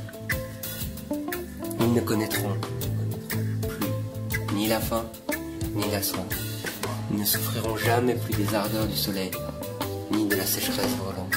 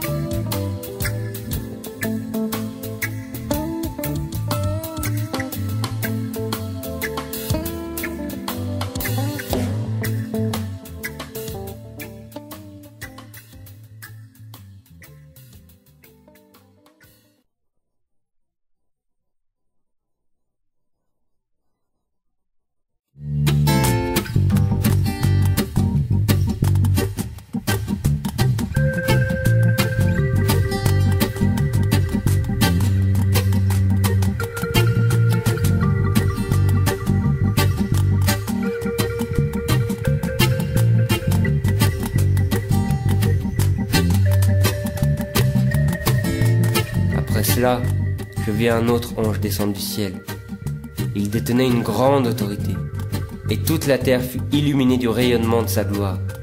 Il cria d'une voix forte. Elle est tombée, la grande Babylone est tombée, elle n'est plus qu'un repère de démons, toutes sortes d'esprits impurs viennent s'y réfugier, et toutes les espèces d'oiseaux impurs et détestables y nichent. Car toutes les nations ont bu du vin de son dévergondage effréné, tous les hommes se sont grisés de sa sensualité passionnée, les souverains du monde l'ont aimé et les marchands de la terre ont fait fortune en satisfaisant son amour excessif du luxe. Puis, j'entendis une autre voix céleste disant: sortez du milieu d'elle, ô mon peuple, quittez-la et séparez-vous de peur que, solidaire de ses forfaits, vous ne soyez englobés dans le châtiment de ses péchés et frappés avec elle des coups qui vont l'atteindre. Car ses péchés se sont amoncelés jusqu'au ciel, et Dieu s'est souvenu de tous ses forfaits. Traitez-la comme elle vous a traité, rendez-lui la monnaie de sa pièce, payez-la au double de ses méfaits, et dans le calice où elle donnait à boire aux autres, versez-lui une mixture 2 fois plus forte. Autant elle a vécu dans la volupté et nagé dans l'opulence, autant elle connaîtra de tourments et de malheurs. Dans la mesure même où elle a fait parade et luxe de ses splendeurs, il lui sera infligé deuil et misère. Je trône ici en reine, se disait-elle, je ne suis pas veuve, non, jamais je ne connaîtrai le deuil. Voilà pourquoi en un seul jour elle verra, coup sur coup, tous les fléaux fondre sur elle, la maladie, la mort et la famine. Elle-même sera incendiée et réduite en cendres, car le Dieu qui a prononcé la sentence sur elle est un puissant Seigneur.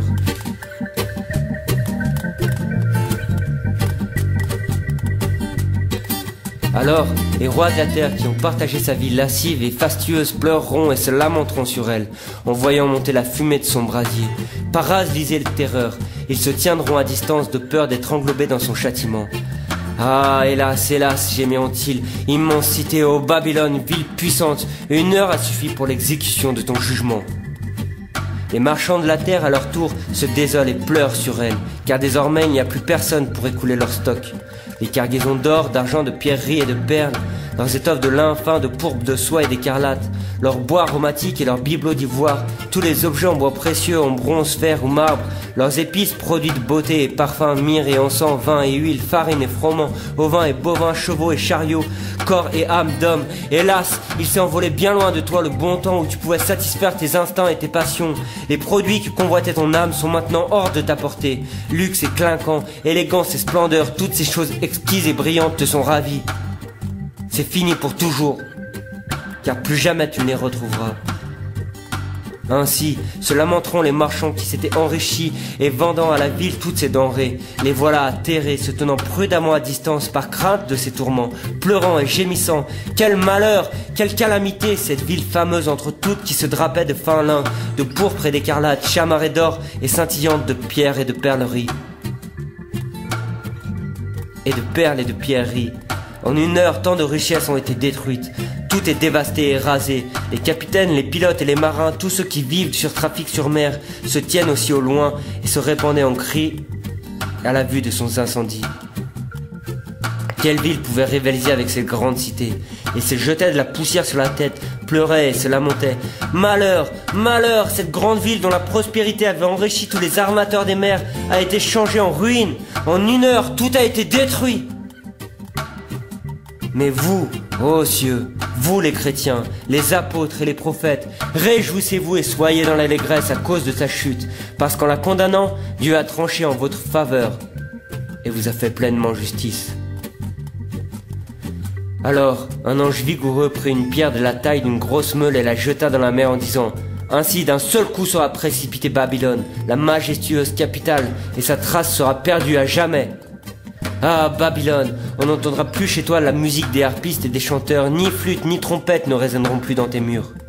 Jamais plus, on n'y verra ni artiste ni ouvrier d'aucun métier. Le bruit de la meule se taira pour toujours.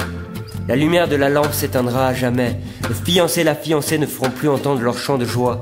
Tes marchands étaient devenus les maîtres du monde. Les manias de la terre commerçaient avec toi. Par tes sortilèges, tu as égaré toutes les nations. Par tes filtres magiques, elles sont toutes perdues la raison. Aussi, était-ce là qu'on a vu couler le sang des prophètes et des saints, là que furent immolés tous ceux qui sont morts en martyrs sur la terre.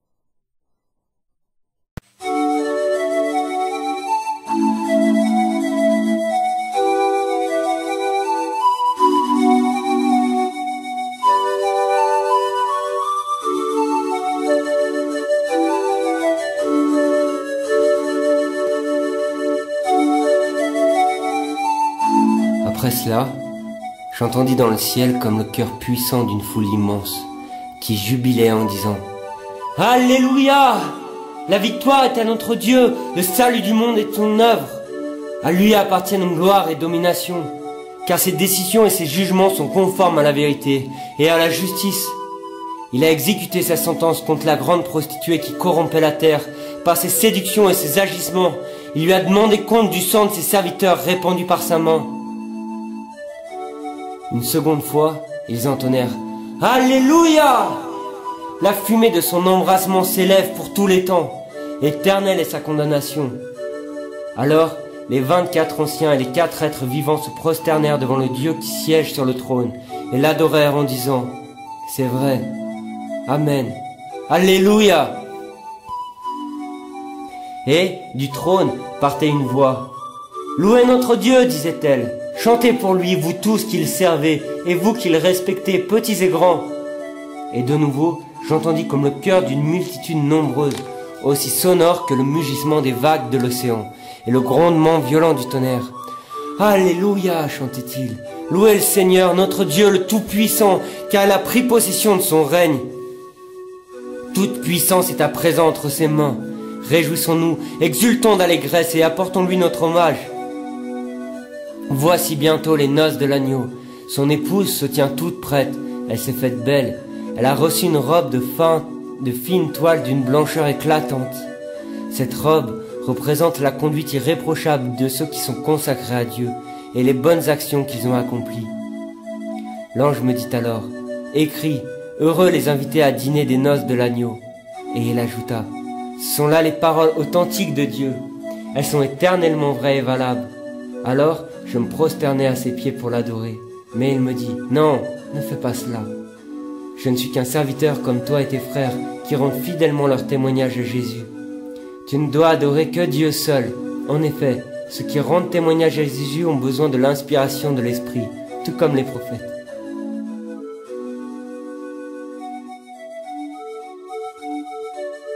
Là-dessus, je regardai dans le ciel ouvert et je vis paraître un cheval blanc. Son cavalier s'appelle Fidèle et Véritable. Il juge avec équité et droiture. Il combat pour la justice. Ses yeux flamboient comme une flamme ardente. Sa tête est ceinte de nombreux diadèmes. Il porte un nom gravé qu'il est seul à connaître. Le manteau dont se drape est trempé de sang. Il s'appelle la parole de Dieu. Les armées célestes, vêtues de fin lin blanc, d'une blancheur éblouissante, le suivent sur des chevaux blancs. Sa bouche darde une épée acérée qui doit vaincre les nations païennes. Car c'est lui qui sera leur berger et les mènera avec une houlette de fer.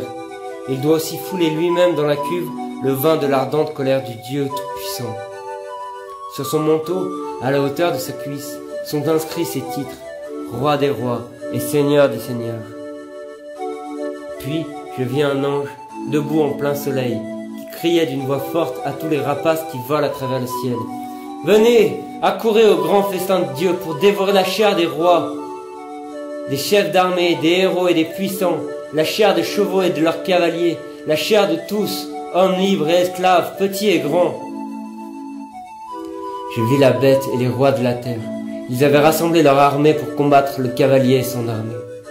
La bête fut capturée et avec elle, le faux prophète qui avait accompli à son service les miracles par lesquels il avait séduit les hommes, portant la marque de la bête et les avait entraînés dans l'erreur, eux tous qui avaient accepté son signe et s'étaient prosternés devant son image. Ils furent tous deux jetés vifs dans les temps ardents de feu et de soufre, et tous les rapaces purent se rassasier de leur chair.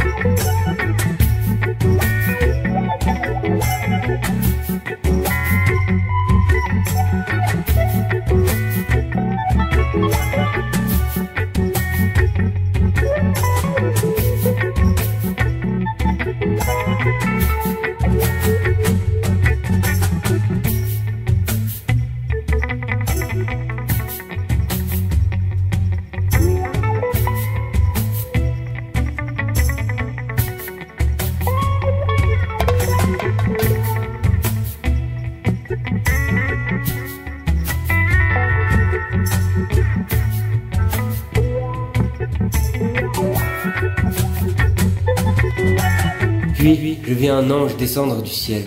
Il tenait à la main la clé de l'abîme et une énorme chaîne.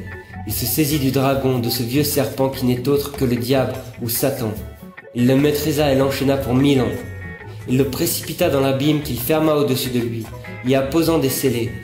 Ainsi, le dragon ne pourrait plus égarer les peuples avant le terme des 1000 ans. Après cela, il doit être relâché pour quelque temps.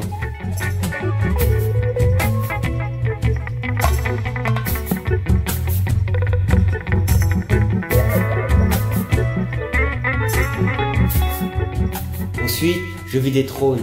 Ceux auxquels avait été remis le droit de juger le monde s'y installèrent. Je reconnus les âmes de ceux qu'on avait décapités parce qu'ils avaient rendu témoignage à Jésus et annoncé la parole de Dieu. Et tous ceux qui avaient refusé de rendre hommage à la bête, de se prosterner devant son image et de recevoir sa marque sur leur front et leurs mains. Ils vécurent une vie nouvelle et régnèrent 1000 ans durant, avec le Christ. C'est là la première résurrection. Les autres morts ne reprirent vie qu'après les 1000 ans. Heureux ceux qui ont part à la première résurrection, ils appartiennent à Dieu. La seconde mort n'a pas prise sur eux. Ils seront prêtres de Dieu et du Christ, et ils régneront avec lui pendant les 1000 ans. Lorsque les 1000 ans seront écoulés, Satan sera relâché de sa prison. Sitôt sorti, il recommencera à séduire les peuples et à les entraîner dans l'erreur. Il ira rassembler les nations des 4 coins du monde, jusqu'à Gog et Magog, pour les conduire au combat, en troupes innombrables comme le sable des mers. Elles parcoururent toute la surface de la terre pour aller assiéger le camp des saints et de la ville bien-aimée. Mais Dieu fit tomber du ciel un feu fulgurant qui les foudroya. Le diable, leur instigateur, fut jeté dans l'étang de soufre embrasé. Il rejoignait la bête et les faux prophètes pour subir des tourments jour et nuit pendant l'éternité. Ensuite, je vis un très grand trône d'une blancheur étincelante et celui qui y siégeait. Le ciel et la terre s'enfuirent loin de sa présence. Ils disparurent pour toujours sans laisser de traces. Je vis les morts sans distinction, grands et petits, comparaissant devant le trône. Les livres furent ouverts. On ouvrit aussi le livre de vie.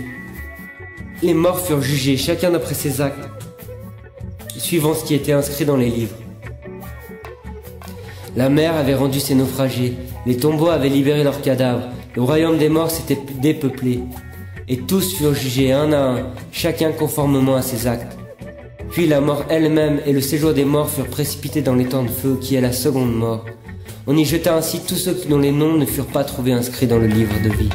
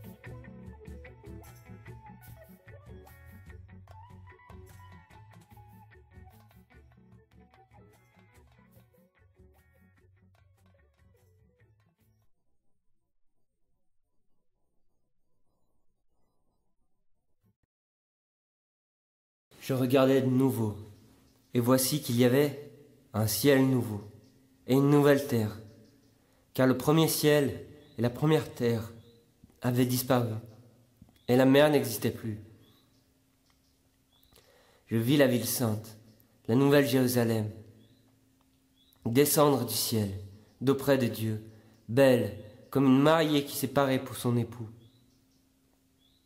Et en même temps, j'entendis une forte voix issue du trône qui disait « Voyez, à présent Dieu a dressé sa tente parmi les hommes, et il la partage avec eux. Désormais, il habitera au milieu d'eux, ils seront son peuple. Dieu sera personnellement avec eux. Il essuiera toutes larmes de leurs yeux. Il n'y aura plus ni mort, ni tristesse, ni souffrance. On n'entendra plus de plaintes, ni de cris de douleur, plus de peine, ni de dur labeur, car l'ancien monde a disparu et tout ce qui fut autrefois a passé pour toujours. » Alors, celui qui siégeait sur le trône déclara « Voici que je crée un univers nouveau. Cette fois, je renouvelle toutes choses. » Et il ajouta « Écris que ces paroles sont vraies et entièrement dignes de confiance. »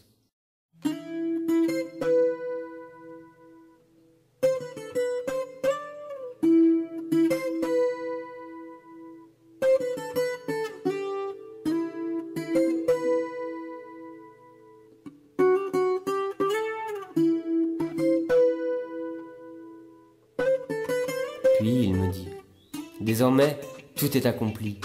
Je suis le premier et le dernier, l'origine et le but. Et voici mon cadeau pour celui qui a soif. Je lui donnerai à boire de l'eau des sources de la vie, gratuitement. Le vainqueur héritera toutes ces choses. Je serai son Dieu, et il sera mon fils.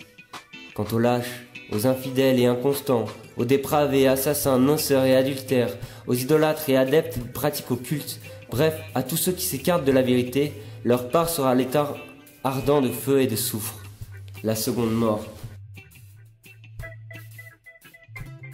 Alors, l'un des 7 anges qui tenait les 7 coupes pleines des 7 ultimes fléaux vint me parler. « Viens, me dit-il, et je te montrerai la mariée, l'épouse de l'agneau. » Il m'emmena en esprit sur une grande et haute montagne, d'où il me fit voir la ville sainte, Jérusalem, qui descendait du ciel, d'auprès de Dieu.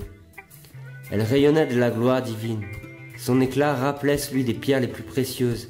Elle resplendit comme un jaspe qui aurait la transparence du cristal. Les grandes et hautes murailles étaient percées de 12 portes, gardées par 12 anges, et portant gravés les noms des 12 tribus d'Israël. Les portes étaient orientées vers 3 vers l'Orient, 3 vers le Nord, 3 vers le Midi et 3 vers l'Occident. La muraille reposait sur 12 assises portant les noms des 12 apôtres de l'agneau. Mon interlocuteur tenait en guise de mesure un roseau gradué en or pour mesurer la ville avec ses portes et sa muraille. La ville est bâtie en carré et sa longueur égale sa largeur. L'ange mesura donc la ville avec son roseau et trouva 12 000 stades de longueur, de largeur et de hauteur.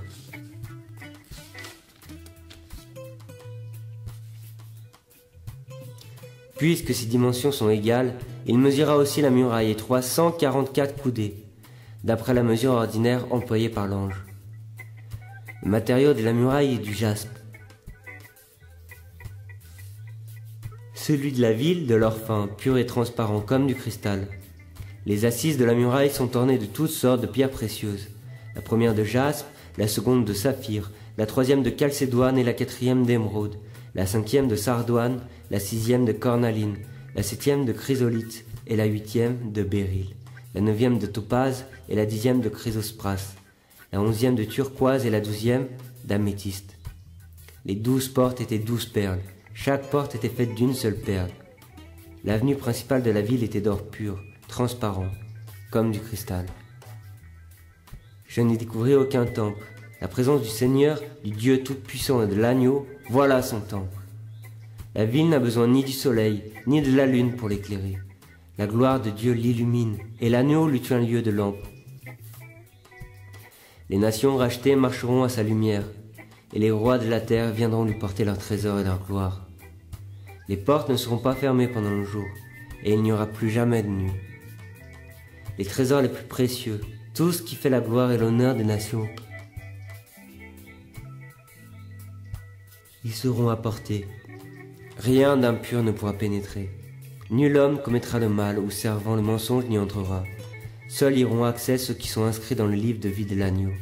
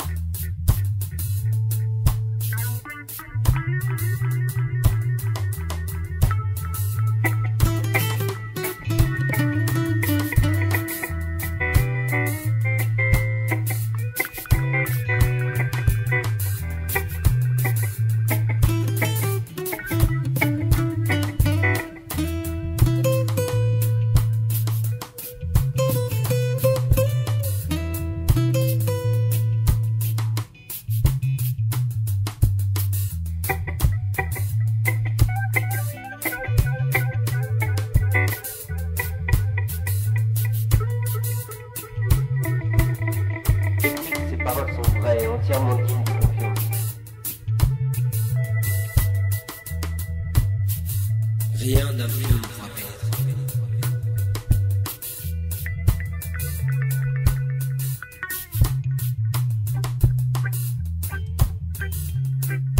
Désormais, tout est accompli. Je suis le premier et le dernier, l'original.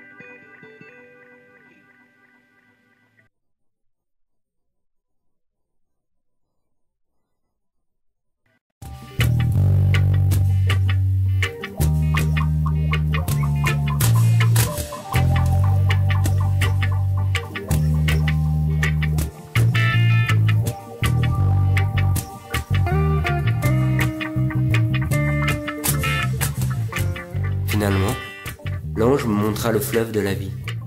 Ses eaux vivifiantes jaillissaient du trône de Dieu, limpides comme du cristal. Au milieu de l'avenue de la ville, entre deux bras du fleuve, se trouvait l'arbre de vie. Il portait 12 variétés de fruits, un chaque mois, et les feuilles servaient à guérir les nations. On n'y entendra plus aucune malédiction, personne n'aura à redouter d'être banni. Le trône de Dieu et de l'agneau sera dressé dans la ville. Ses serviteurs l'adoreront, ils verront sa face et porteront son nom gravé sur leur front. Il n'y aura plus jamais de nuit, on n'aura plus donc besoin ni d'une lampe, ni du soleil, car le Seigneur Dieu répandra sur eux sa lumière, et ils régneront avec lui, éternellement. L'ange me dit, ces paroles sont absolument conformes à la vérité et entièrement dignes de foi.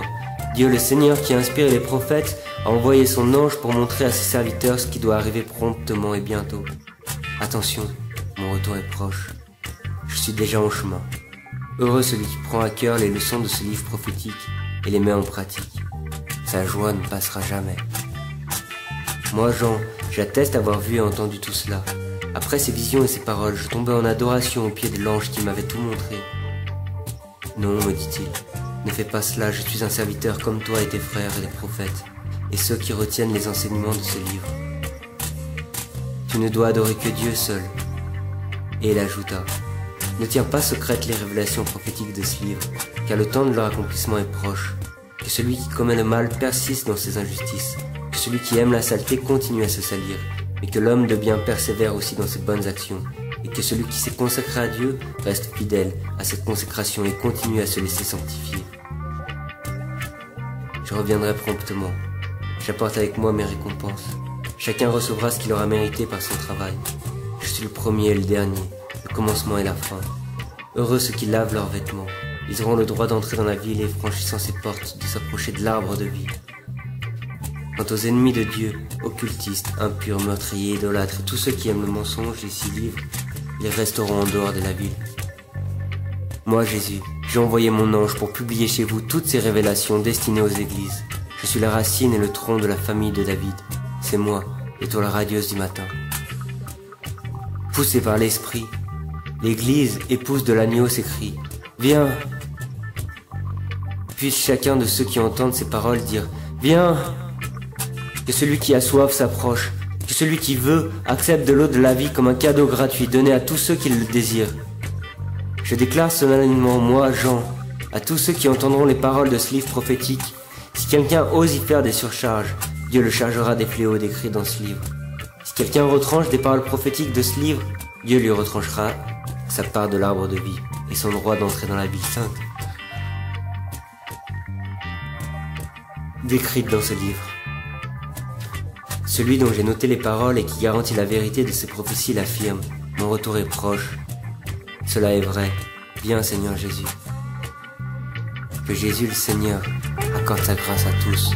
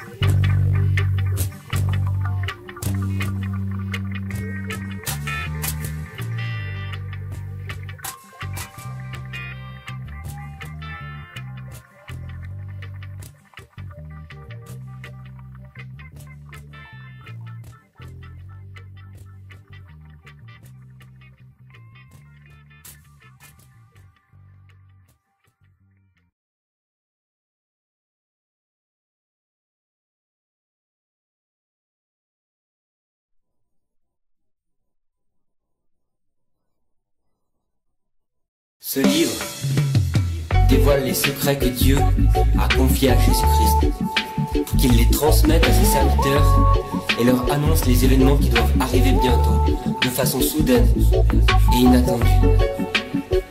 Par l'intermédiaire de son ange, Christ les a communiqués par signes et symboles à son serviteur Jean. Celui-ci a noté tout ce qu'il a vu. En témoin fidèle, il atteste la vérité de ce qu'il rapporte, à savoir la parole de Dieu et le témoignage rendu à Jésus-Christ. Heureux celui qui donnera lecture des paroles de cette prophétie. Heureux ceux qui les entendront, s'ils retiennent ce qui est consigné dans cet écrit et l'observent, car l'heure de l'accomplissement approche. Jésus revient.